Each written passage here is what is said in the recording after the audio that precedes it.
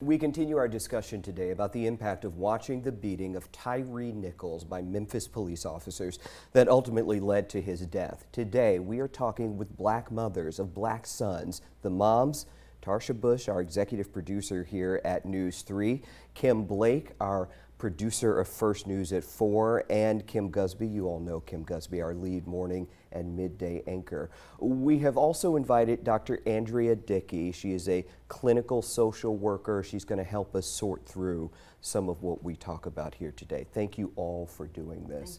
Dr. Dickey, thank you for being here. Thank you for having us. So the videos came out Friday. There were 4 of them. Who watched and who didn't watch in this group?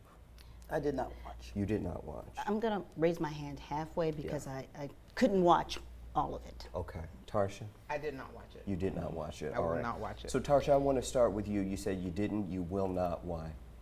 I am tired of seeing black men beaten to death on TV. George Floyd was the last straw for me. I've watched others in the past, but George Floyd was the last straw. I mean, I literally am traumatized from that. I mean, that's the kind of thing that you see at night when you sleep, and it's things that you think about. It's painful. And as a black person, as a black mother of a black man, you know, I told my coworkers yesterday here, I'm tired. Yeah. It's exhausting. I can't do it anymore. And repeated trauma. Yes. Continuing to see that. Kim, you said you halfway because you've seen some. I've seen some. Yeah. And the reason that I tried to see it is just because I wanted to know how it happened. Once I got just a little into it, my heart couldn't take it. Like Tarsha said, I'm exhausted. I have a son, 32 years old. Every night I pray that he makes it home safely. And for me, and I posted that the other day on my Facebook page, I just want to get home. But to me, it's more than that. Don't we want more than that for our children? Not just to survive, but to thrive. We want them to live whole, happy, healthy lives. We want to see them grow and have families of their own. And these videos are reminders of the challenges we face toward that. Kim Blake, you said you didn't watch it? You didn't watch it. Why? And it was hard because I produce a show. Yeah. This story is on practically every day since it happened. So when I put it in my show and I'm looking at the package, the video that I'll put in my show, that part of it, I look away. Because I have a son who will turn 21 this month. And every time he leaves the house, I say a prayer that he comes home safe. Okay, I want to talk about that with you, Dr. Dickey, because what we're hearing from these mothers, every time their son leaves the house, every time your son lives in New York, so you're praying from a distance for his safety. You know a great deal about this. You've researched this. Absolutely, Yeah. absolutely. So this is really an issue of complex trauma. So we're talking about trauma on top of trauma, historical trauma, intergenerational trauma. So when we talk about historical trauma, we talk about the experience of a population that has had long-term trauma to that population.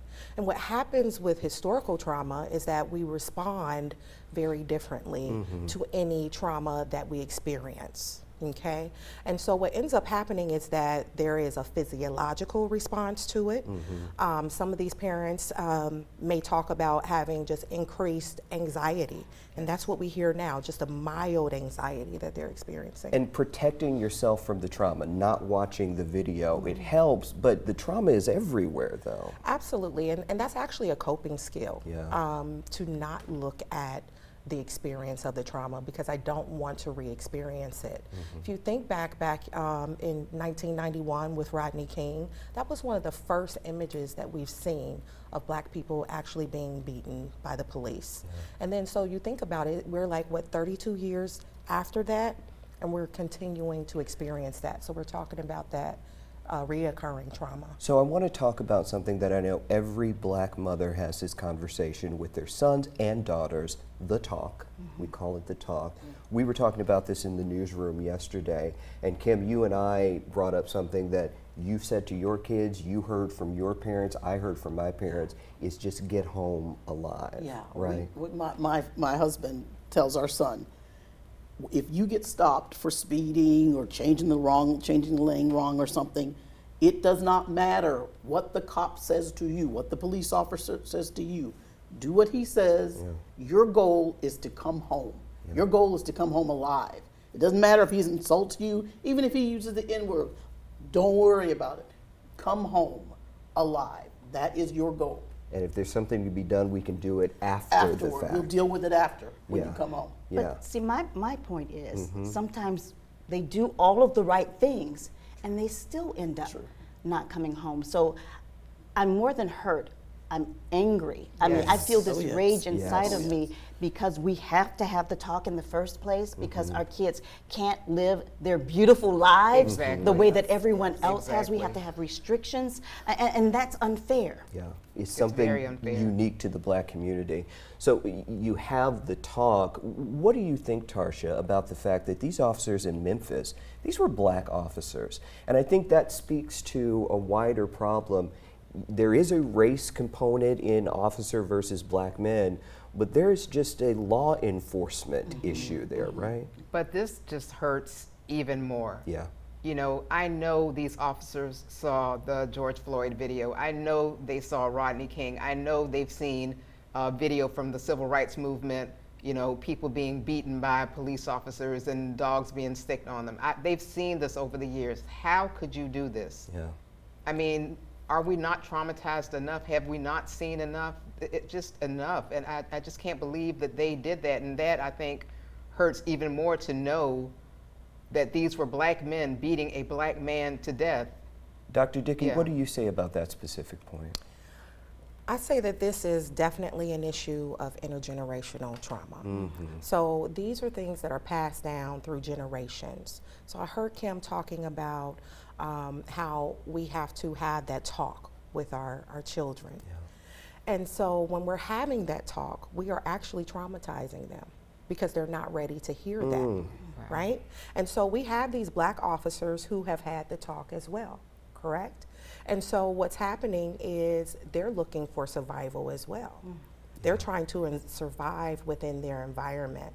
You know, there's a lot of things that need to take place within, obviously, our police departments in order to address some of the traumas that police officers are dealing with as well. Statistics show that half of their career is spent experiencing a traumatic event for police officers.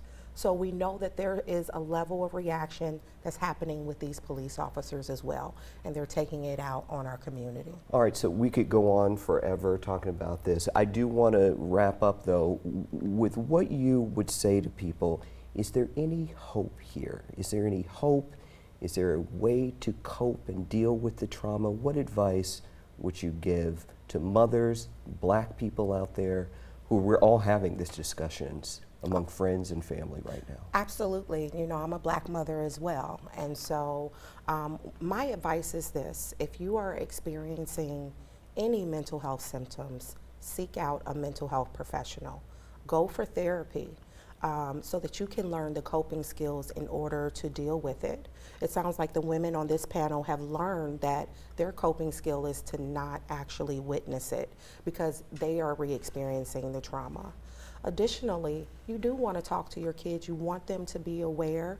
Just be aware of what age range they're in, their developmental abilities to understand, and continue to just support the community as well. All right, Dr. Dickey, thank you so much for your insight on this. The three of you, I know you well. Thank you for doing this. Thank you. I appreciate it.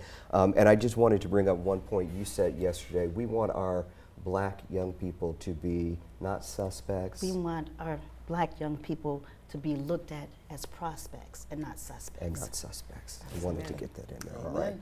Thank you so much. Thank you. Thank you. Thank you.